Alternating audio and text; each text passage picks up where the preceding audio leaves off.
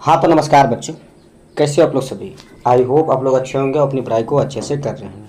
तो देखिए, आज के इस वीडियो लेक्चर में हम लोग क्या करेंगे कि जो संस्कृत का 5वां चैप्टर है, क्या नाम है, भारत महिमा, उसका हम लोग जितना भी सब्जेक्टिव क्वेश्चन आंसर है उसको हम लोग देखने वाले हैं। ठीक है, तो देखिए पहला क्वेश्चन क्या है। क्वेश्चन लिखा है कि भारत महिमा पाठ में किन किन पुराणों से पद संकलित है। ठीक है, जिन्हें भारत महिमा पाठ में किन किन पुराणों से पद संकलित है उसके बारे में लिखना है। ठीक है, तो देखिए आंसर में क्या लिखना है कि भारत महिमा पाठ में प्रथम पद विष्णु पुराण से तथा दूसरा पद भागवत पुराण से संकलित है और शेष 3 पद क्या है तो आधुनिक है। ठीक है, तो बस इतना सा इस क्वेश्चन का आंसर है। ठीक है, समझ गए।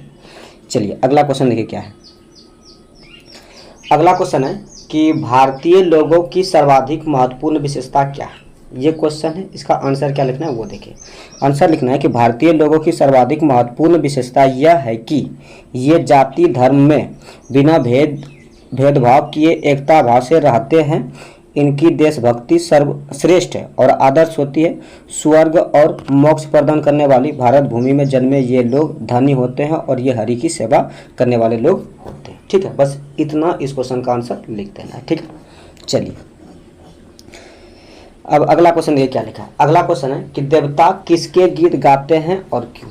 ठीक है, यानी देवता किसके गीत गाते हैं और क्यों गाते हैं उसके बारे में लिखना है। ठीक है, तो आंसर में क्या लिखना है कि देवता भारत के गीत गाते हैं क्योंकि ये भूमि स्वर्ग और मोक्ष प्रदान करने वाली है। ठीक है, यहाँ जन्म लेने वाले पुरुष देवता समान हो जाते हैं। भारत ईश्वर के द्वारा बनाया गया एक सुंदर देश है। इसकी शोभा देखकर स्वयं हरि भी प्रसन्न होते हैं। ठीक है, इस क्वेश्चन का आंसर इतना सा लिख देना है। ठीक है, कोई दिक्कत। चलिए अगला क्वेश्चन देखिए। अगला क्वेश्चन है कि देवता भारत में बार बार जन्म लेने की इच्छा क्यों रखते हैं। ठीक है, तो आंसर में लिखना है कि देवता भारत में बार बार जन्म लेने की इच्छा रखते हैं क्योंकि इससे उन्हें हरि की सेवा करने का अवसर मिलता है। इसीलिए देवता भारत में बार बार जन्म लेने की इच्छा रखते हैं। ठीक है, चलिए अगला क्वेश्चन देखिए क्या लिखा है। अगला क्वेश्चन लिखा है कि हमारी मातृभूमि कैसी है अथवा भारत भूमि कैसी है और यहाँ कौन कौन से लोग रहते हैं। ठीक है, तो आंसर में क्या लिखना है कि हमारी मातृभूमि यानी भारत भूमि हमेशा से पवित्र और ममतामयी रही है। यह विशाल, रमणीय, निर्मल और शोभनीय है। यहाँ भिन्न भिन्न जाति धर्म के लोग रहते हैं। जाति धर्म के लोग बिना भेदभाव किए एकता भाव से रहते हैं। ठीक है, तो ये हो गया इसका आंसर। ठीक है, चलिए अगला क्वेश्चन ये क्या लिखा है। अगला क्वेश्चन है कि सभी जनों की देशभक्ति कैसी होनी चाहिए। ठीक है, तो उत्तर में लिखना है कि हमारा देश भारत हमारे लिए सदा पूजनीय है। यह जगत का गौरव है। इसीलिए हम सभी जनों की देशभक्ति श्रेष्ठ और आदर्श होनी चाहिए जिससे अन्य देशों के नागरिक मतलब लोग हमारा अनुकरण कर सके। ठीक है, तो ये हो गया इसका आंसर। ठीक है, चलिए अगला देखिए क्वेश्चन क्या है। अगला क्वेश्चन है कि भारत भूमि का गुणगान कौन करते हैं। भारत भूमि का गुणगान करते हुए देवतागण क्या कहते हैं, ये क्वेश्चन है। तो आंसर में लिखना है कि भारत भूमि का गुणगान करते हुए देवतागण कहते हैं कि वे पुरुष धन है जिन्होंने स्वर्ग और मोक्ष प्रदान करने वाली भारत भूमि पर जन्म लिया है। ठीक है, तो ये इसका आंसर हो गया। ठीक है, चलिए अगला क्वेश्चन ये क्या लिखा है। अगला क्वेश्चन है कि भारत के प्रति हमारी भावना कैसी होनी चाहिए।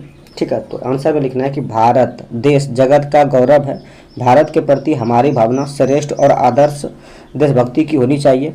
भारत भूमि हमारे लिए सदा पूजनीय है। ठीक है, तो यहाँ तक इसका आंसर लिख देना है। ठीक है, चलिए अगला क्वेश्चन ये क्या लिखा है। अगला क्वेश्चन है कि भारत महिमा पाठ के आधार पर भारतीय मूल्य की विशेषता पर प्रकाश डालें। ये क्वेश्चन पूछा जा सकता है या फिर इसके एवज में क्वेश्चन पूछा जा सकता है कि भारत महिमा पाठ के आधार पर भारत के महत्व का वर्णन अपने शब्दों में करें या फिर भारत महिमा पाठ का सारांश अपने शब्दों में लिखें। ये तीनों क्वेश्चन से कोई एक क्वेश्चन लिखे तो आंसर यही लिखना है। क्या लिखना है आंसर कि भारत महिमा पाठ में 2 पौराणिक तथा 3 आधुनिक पद संकलित है। भारत में जन्म लेने वाले मनुष्य धन होते हैं और हरि की सेवा करते हैं। इससे वे स्वर्ग और मोक्ष प्राप्त करते हैं। देवता इस देश का गुणगान करते हैं। भारत भूमि सदैव पवित्र और ममतामयी रही है। यहाँ भिन्न भिन्न जाति धर्म के लोग बिना भेदभाव किए एकता भाव से रहते हैं। यह सागरों, पर्वतों, झरना और बहती हुई नदियों से सेवित है। यह विशाल, रमणीय और शोभनीय है। यहाँ के लोगों की देशभक्ति श्रेष्ठ और आदर्श है जो औरों के लिए अनुकरणीय है। यह संसार का गौरव है। ठीक है, तो ये इसका आंसर लिख देना है। ठीक है, तो देखिए ये था 9 क्वेश्चन, ठीक है, जो कि इस चैप्टर के सब्जेक्टिव में था, ठीक है। अब देखिए इसका ऑब्जेक्टिव हम नहीं कराए हैं, इसके बाद इसका ऑब्जेक्टिव भी आ जाएगा, ठीक है। और हाँ, जिसको भी इसका पीडीएफ चाहिए होगा तो पीडीएफ के लिए आप टेलीग्राम चैनल ज्वाइन कर लीजिएगा, और टेलीग्राम चैनल का लिंक आपको इस वीडियो के डिस्क्रिप्शन में मिल जाएगा, या फिर आप टेलीग्राम पे यही गुरुकुल वर्ड सर्च कीजिएगा तो वहाँ पे आपको टेलीग्राम मिल जाएगा, ठीक है।